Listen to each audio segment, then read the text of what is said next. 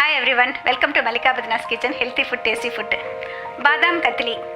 BADAM KATLI வட India பக்குவமாக இருந்தாலும் வட இந்திய ஸ்வீட்டாக இருந்தாலும் தென்னிந்தியாவும் எல்லாருமே ரொம்ப விரும்பி சாப்பிட்ற ஸ்வீட். இதில் விதவிதமாக பண்ணுவோம். ஒன்று வந்து பாதாமை அரைச்சிட்டு பண்ணுவோம், வெண்ணெய் போட்டு பண்ணுற பழக்கம் இருக்குது. இல்லைன்னா வந்து பர்ஃபி மாதிரி பண்ணுவோம். அதே சமயம் அதிக கொழுப்பு இல்லாமல் கத்லி மாதிரி பண்ணுறது வந்து பவுடர் பண்ணிவிட்டு பாதாமை பண்ணுறது ரொம்ப ரொம்ப சுலபமான மெத்தட்.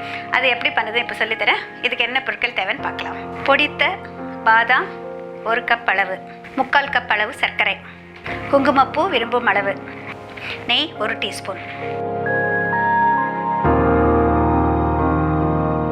பொதுவாக பாதாமியை வந்து இந்த மாதிரி ஃபைனாக பவுட்ரு பண்ணணும்னா எப்படி அப்படின்னு சொல்லிட்டு நிறைய பேருக்கு தெரியாதுங்க. அது முதல்ல பாதாமியை வந்து சுடு தண்ணி போட்டு தோல் உரிச்சிட்டு அதில் இன்னும் ஈரத்தன்மை இருக்கிறப்ப நல்லா நிழலில் நல்லா கொஞ்சம் நேரம் உணர்த்திடுங்க. அதுக்கப்புறமா வெயிலில் வச்சிங்கன்னா கொஞ்சம் நல்லா ட்ரை ஆகிடும். இதே வந்து மைக்ரோவேவ் அவனில் வைக்கிறதா இருந்தால் ஈரம் போனதுக்கப்புறம் வேறு நிழலில் கொஞ்சம் நேரம் வளர்த்திய பிறகு, அதாவது ராத்திரியே வளர வச்சிங்கன்னா மறுநாள் காலையில் பவுட்ரு பண்ண முடியும். மைக்ரோவேவ் அவனில் வந்து கொஞ்சம் லோ பவரில், அதாவது 80 இல்லைன்னா 60% பவரில் 2 to 3 minutes வச்சு எடுக்கணும். அதே நேரம் வந்து செவக்கக்கூடாது. அந்த மாதிரி வச்சு எடுத்ததுக்கப்புறமா சின்ன மிக்சியில் கொஞ்சம் விட்டு விட்டு இக்கினீங்கன்னா இந்த மாதிரி பவுடர் ஆகிடும். இப்போ ஆல்மண்ட் ஃப்ளார்னு கடைகளில் சுலபமாக கிடைக்குது. அந்த மாதிரி ஆல்மண்ட் ஃப்ளார் கிடைச்சதுன்னா கூட நீங்கள் அதை யூஸ் பண்ணிவிட்டு பண்ணலாம். இப்போ எந்த அளவு பொடி எடுத்துருக்கீங்களோ அதில் 3/4 பாகம் சர்க்கரை. இந்த சர்க்கரையை அளந்து இதில் சேர்க்குறேன். சர்க்கரையோட கொஞ்சமாக தண்ணி விட்டுக்கலாம்.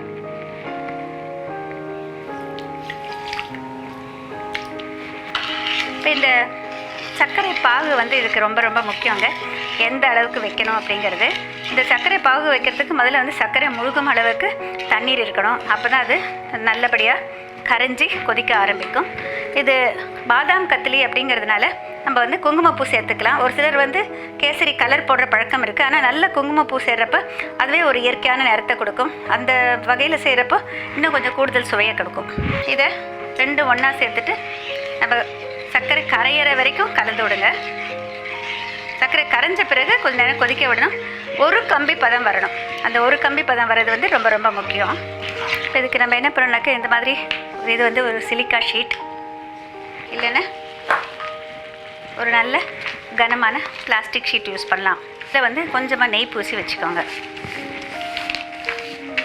உங்களுக்கு எதில் வேணால் பண்ணலாம். நான் 2 காமிக்கிறேன். கொஞ்சமாக இந்த ரோலிங் பின்னில் வந்து நெய் பூசி வச்சுக்கலாம்.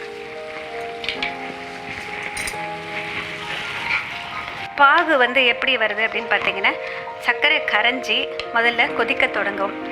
முதல்ல வந்து பிசுபிசுப்பு இருக்காது. அதுக்கு பிறகு கொஞ்சமாக பிசுபிசுப்பு வரும். அதுக்கப்புறமா 1/2 கம்பி வரும். அதுக்கப்புறம் 1 கம்பி வரும்.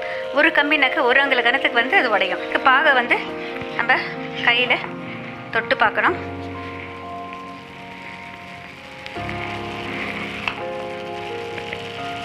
இப்போ தான் லேசாக ஸ்ட்ரிங் வர ஆரம்பிச்சிருக்கு. நம்ம தொட்டால் இது வந்து நல்ல ஸ்ட்ரிங் வரணும். இன்னும் ஒரே 1 செகண்ட் இருந்தால் வந்துடும். அதிகம் பாகு முதிர்ந்துடுச்சுனாக்கா உங்களுக்கு உதிராக வந்துடுங்க. அந்த மாதிரி இருந்தாலும் கொஞ்சமாக பால் தெளிச்சிட்டு திரும்ப நம்ம பிசைஞ்சிட்டு பண்ணலாம். கொஞ்சம் கவனம் தேவை பாகு வர்றப்போ.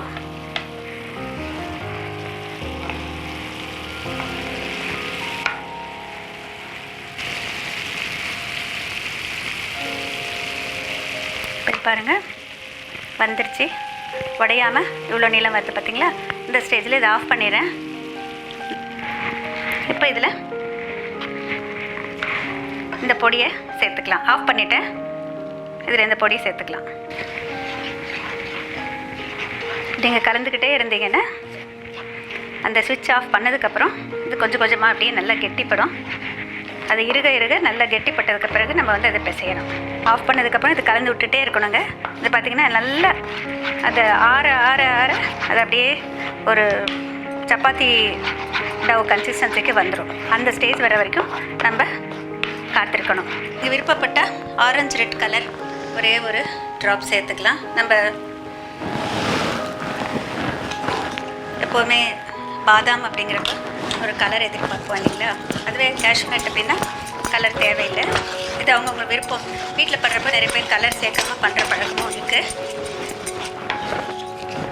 உப்புமான அளவுக்கு போட்டுக்கலாம்.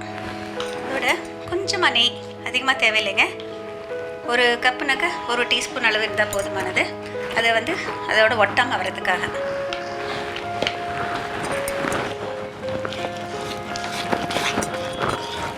இன்னும் கொஞ்சம் சூடு இருக்கிறப்பே போட்டோன்னே பாருங்கள் அதில் சைடில் இருக்கிறதெல்லாம் ஒட்டாமல் சென்டராக வந்துடும்.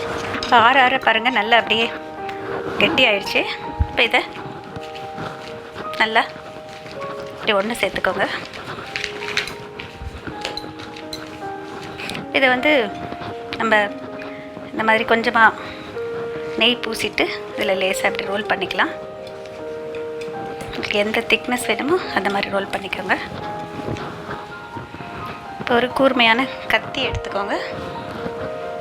கொஞ்சம் நெய் பூசிட்டு முதல்ல இதை வந்து ஓரத்தை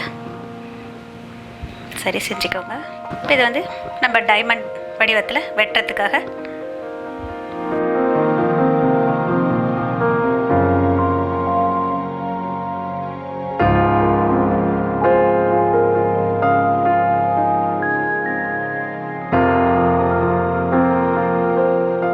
இப்போ இது தயாராகிடுச்சு.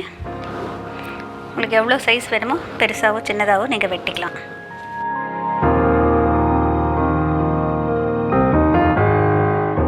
மிக மிக சுவையான சுலபமான பாதாம் கத்லி தயார்.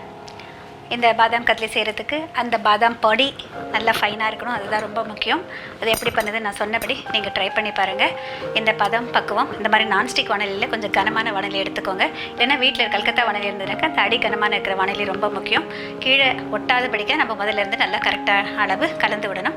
கடைசியாக தான் கொஞ்சமாக நெய் சேர்க்கணும். இந்த டிப்ஸ் எல்லாம் கவனமாக பார்த்து செஞ்சிங்கன்னா எல்லாருக்குமே ரொம்ப சக்ஸஸ்ஃபுல்லாக வரும். இந்த ஸ்வீட்டு நவராத்திரிக்கும் பண்ணலாம், தீபாவளிக்கும் பண்ணலாம். எந்த ஒரு அக்கேஷனாலும் பாதாம் கத்லியும் காஜு கத்லியும் எல்லாருக்குமே ரொம்ப பிடித்தமான ஒரு ஸ்வீட்டு.